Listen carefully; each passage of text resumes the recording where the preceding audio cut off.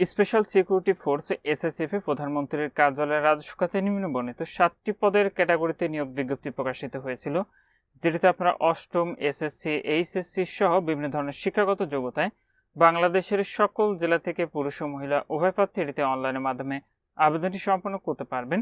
তো যে সকল প্রার্থীরা এখন পর্যন্ত এই নিয়োগের অনলাইন আবেদনটি সম্পন্ন করেন নাই, আপনারা অতি দ্রুত এটির অনলাইন আবেদন প্রক্রিয়াটি সম্পন্ন করে নেবেন, কারণ এটির আবেদনটি কিন্তু এখনও চলমান রয়েছে আর আবেদনটি একদমই শেষ প্রান্তে রয়েছে।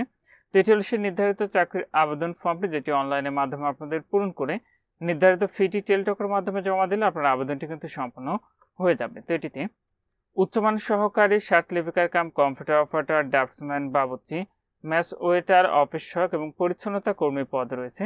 আর নিয়োগ বিজ্ঞপ্তিটি রয়েছে স্পেশাল সিকিউরিটি ফোর্স এসএসএফ এর প্রধানমন্ত্রীর কার্যালয় তেজগাঁয়ের। আমি আবারও বলছি, এটিতে আপনারা বাংলাদেশের সকল জেলা থেকে পুরুষ ও মহিলা উভয় প্রার্থী আবেদনটি সম্পন্ন করতে পারবেন। আবেদনটি শেষ হবে 5 জুলাই 2026 খ্রিস্টাব্দ তারিখ বিকাল 5টায়।